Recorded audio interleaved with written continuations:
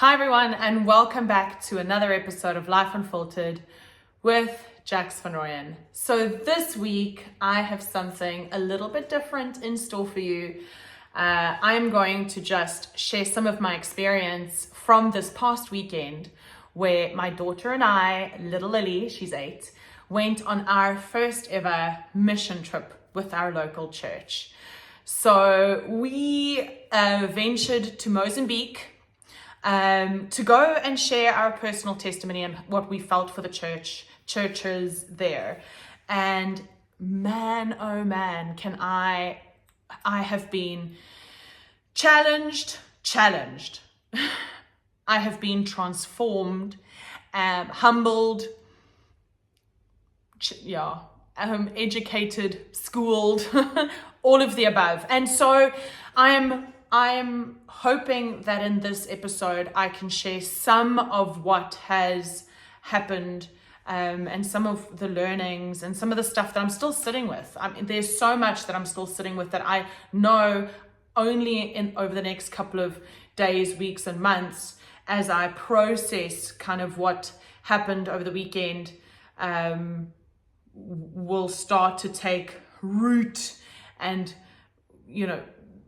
really, grow and solidify in terms of thinking and strategy. There is just so much that happened over this weekend.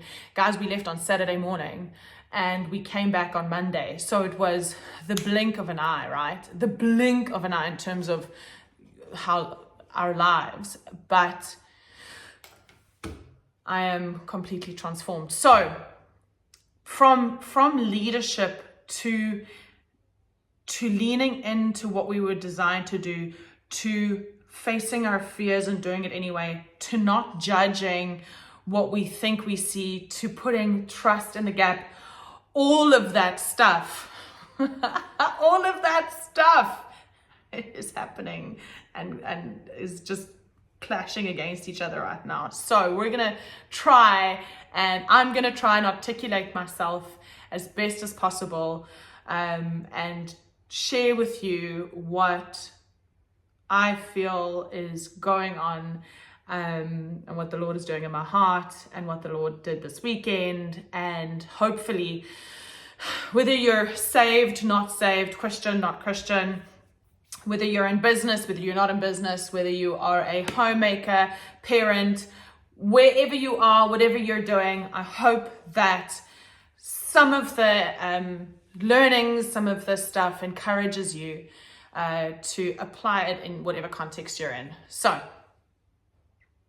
I was incredibly moved by the courageousness of the team that we went with, that I had the privilege of going on mission with.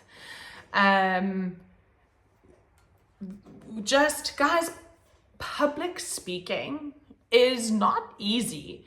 Getting up and just speaking in front of other people is not, isn't there this thing that says it's like there's the fear of death, and then there's the fear of public speaking. Like, that's for real, right? That's for real.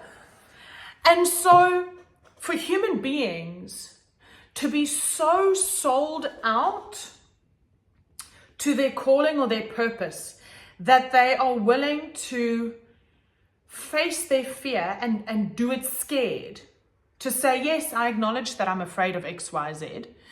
Yes, I am terrified of being ostracized or judged, but I'm gonna do it anyway. I'm gonna go ahead and do it scared and step out, and because I believe I'm called or destined. So if you in a space, in a business space, put that context right and go, well, I believe that I have this gifting or this strength,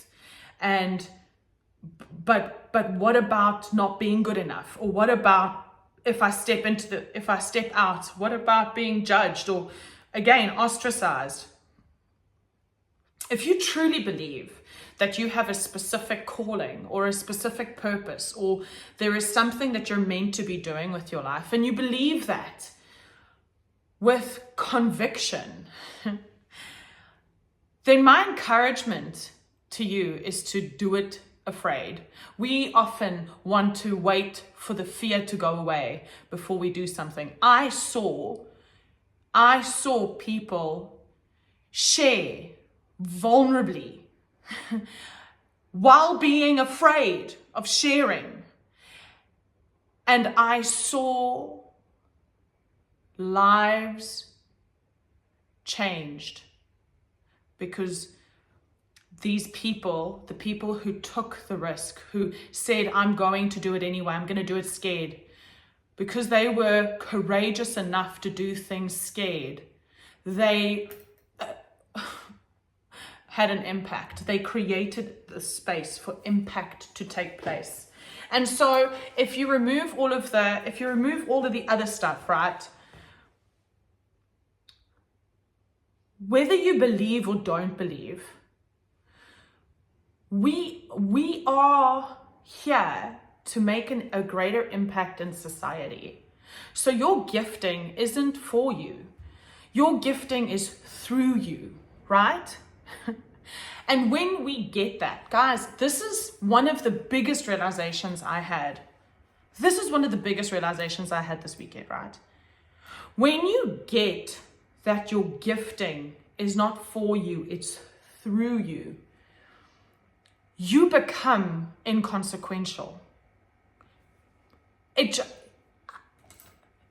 You become inconsequential. You fade away because that's something that's inside of you that's not for you, but that is through you. When you get that it's for others, and it's for the building of others and the upliftment of others, and it's to point them towards something, and perhaps that pointing is towards a greater good, and hopefully, if you're share my context, it's to write praise to the one who created us, right? When you get that, the you that is you just ceases to matter. And then you can step out, and you hardly need courage, because the need for courage then doesn't exist anymore, because you walk in this realization that it really, really isn't about me. I'm called to bring this thing to the world for other human beings, and so I no longer matter. And it's not a nihilistic view or a nihilistic ideology. It's it's the other one. So I just saw human beings this weekend do exactly that. And I saw the result of doing that. And when I roll that back into all of the coaching conversations, the sales conversations, the strategy conversations, you know, I've had thousands of hours, hundreds of thousands of hours of conversations where I've said, when we stop worrying about the opinions of others, and even listening to the negative self-talk, and we just dare to step outside of that and do what we know we are here purpose to do, something shifts. I've said that for so long, and then I saw it this weekend in a way that I hadn't seen it before, and it has put such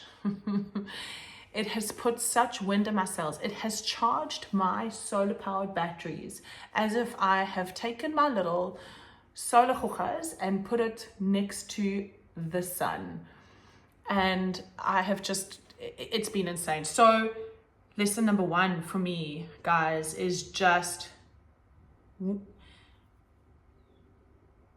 the thing that you are called and designed to do, the thing that you have been too afraid to do, the thing that you know that you want to do is not for you.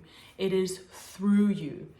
And just take action and trust me. Everything, the universe will respond with encouragement.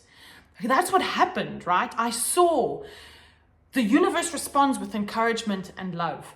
It does. It sounds so, but it does. The universe responds with, when you are in right praise to the one who created you and you are doing what you were designed for, everything aligns and rewards that. And it doesn't mean, it's not physical or natural or any of that kind of stuff. It's not that kind of reward. It is contentment, joy. It's something far greater. Anyway, next lesson. I, again, was reminded of the power of leadership and sacrificial leadership. So here are two human beings, Jody and Graham, who led the mission trip and who have been leading mission trips into Mozambique for, I don't know how long, right? Many moons. Because of responding to a call, living into their purpose, and living lives knowing that something is not for them but through them, they have created a space for others to come because of them and experience this and be able to live out their potential. And isn't that what leadership is about? Leadership is not about, I can tell you that Graham, in preparation for this, the ministry moments, right? He did not hold those spaces and dominate those spaces, right? It wasn't the Graham show. It wasn't the Jody show. They teed up those moments so that the team, and ultimately in our context as Christians, the Holy Spirit and God, could work. And for me, from a leadership point of view, that is just such a beautiful picture, because often we look at leadership, and I see this. I see humans look at leadership and go, oh, well, you know, that's the so-and-so show, and it's not. Leadership is so sacrificial. It's not about having the answers, being the magic, being the only voice in the room, right? That's not what leadership is about. It was never meant to be like that. It is about serving in a way that you create spaces for others to realize their potential and for others to unlock and unleash their potential, so that collectively the power manifests. And if you look at an organization where there are true leaders that serve, that's exactly what happens. True leaders create spaces for those that are in their inner circle, in their front line, to really shine. So their people stand on their shoulders and get that much taller. And leaders act as the brakes in a fast car, so that you know that you can go fast because they are there to keep you safe, right? Why can you drive a high performance car really fast on a highway? Because you trust your brakes to keep you safe. That's leadership. So true leaders, we trust them because they keep us safe, but they don't stop us from going fast. You know, and so I just saw again a picture of real sacrificial leadership and just a picture of emotional regulation. You've got all of these different personalities. You're going across border. There's so much that could go wrong and so much pressure. And I just again was reminded of the amount of emotional regulation and diplomacy and restraint and true love that it takes to lead human beings. And we forget that. We sit in our offices and it's so easy to throw stones at leaders or to say, oh, I want to be a leader. I can't wait till I lead. Well, are you shouting down, someone in traffic? Are you losing your mind at a bank teller? You know, when the kid doesn't win the sports game, are you just absolutely like expletive next to the sports field? Because if you haven't mastered the art of emotional regulation in your own life, how do you expect to lead through turbulent times or times of uncertainty, or when there are so many variables that could go wrong, and do it with grace when no one else, where you don't project that fear onto everyone else, or that, you know, where you don't create that chaos for everyone else. And so I just, again, was blessed enough to see this picture of real sacrificial leadership. It was beautiful. It was just beautiful. And then to do it with Lily. She's 8, guys. And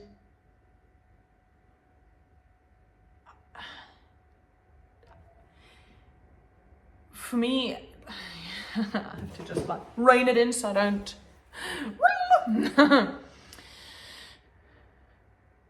To be able to go on a journey like that with someone I love in that way, and to share an experience like that, for her to see what it looks like to love Jesus like that, for her to develop her spiritual muscles of praying for other people and, you know, trusting the Lord for relationship, but also like Lily, she just so wanted to be a part of it.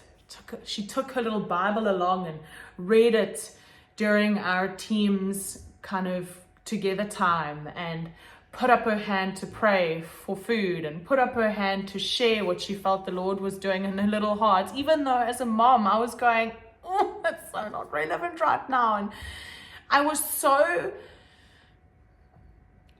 convicted. You know, I was so convicted, because who am I? Who am I to edit the move, the experience of my daughter, or what she's able to share in her context in a group? And so again, the lesson there for me was,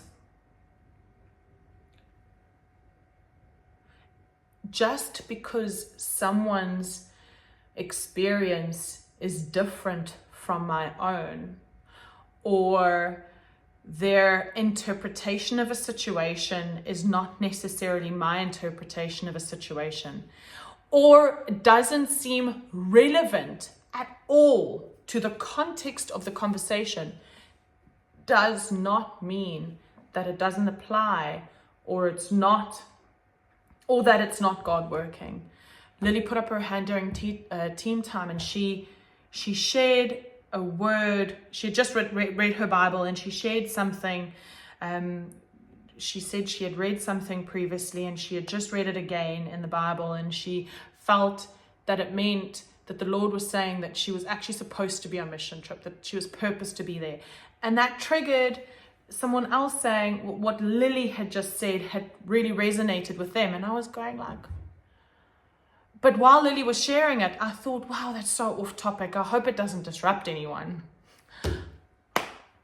You know, and then I think, you know, going into strategy sessions with clients, how many times have I not disqualified someone's comment or thinking or idea flippantly, just off the cuff, because it wasn't necessarily aligning exactly to where I was going. And sometimes I need to create space for those ideas, even if just for a moment, create space for those ideas to ruminate and marinate for a minute, because that might be, you know, opening a door for someone else's thinking in the moment, or leading to the next, building on to the next idea. I just think, you know, in the boardroom, how often do we just shut things down because it's not relevant to the conversation right now?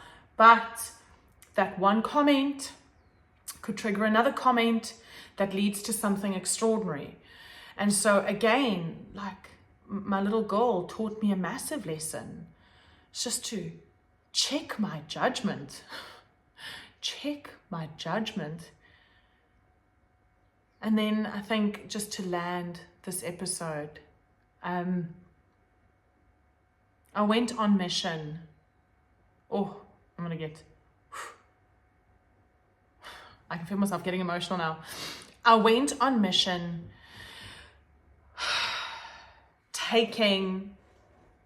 listen, I didn't have expectations. I was afraid that I wasn't going to be good enough.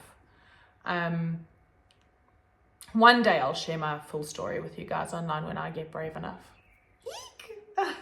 I have offline a lot. I think online's a very different story. So I went with a level of trepidation around sharing the gospel. Would I be good enough? Would I be good enough was the context, right? And would anyone respond?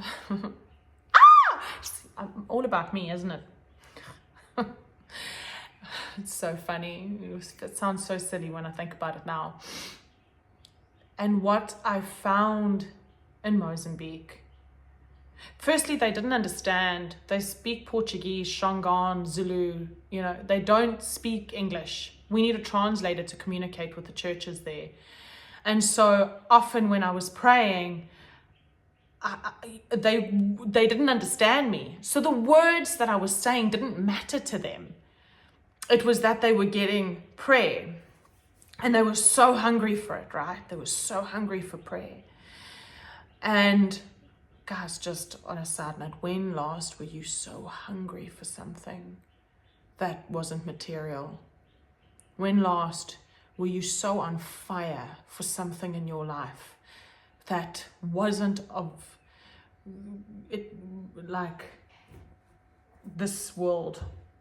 And I'm not saying not of this world, but do you know what I mean? Like, that had some more substance than a career or a house or a car or someone's approval or social status. Or when last were you so on fire for something that you would stand in front of someone and not understand a word they were saying, but you would be open to receive?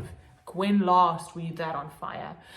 Anyway, so the biggest thing I think that happened is that it ties into my point one. I realized that my life's journey, God was working through me, man, and my life's journey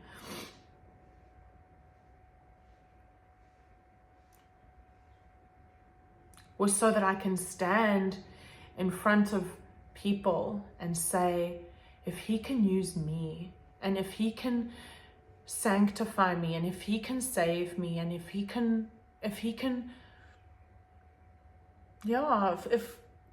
if by the blood of Jesus I am called, then so are you, and no one is disqualified. And more than that, you can't disqualify yourself, because I know you try. Because I tried. Oh, can I tell you how I tried? And sometimes I still try. With the shame and the guilt and the condemnation that we put on ourselves is so much greater than that anyone else does. And in the moments when I was sharing my testimony, or I was sharing the word that I felt the Lord had put on my heart, I disappeared. Because I knew it wasn't for me, it was through me. And I truly disappeared. And I bring back with me, and Lily brings back with her, that fire, that hunger. Church isn't about, and life isn't about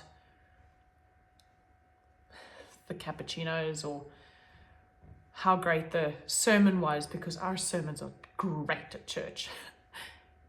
Or, were the people friendly enough? It's about the word. And life isn't about the career that stuff has its place, but it's not about the career. It's not about the acquisition of more stuff. It's about the connection. It's about the connection with each other. How deep are your relationships with the people in your life, really?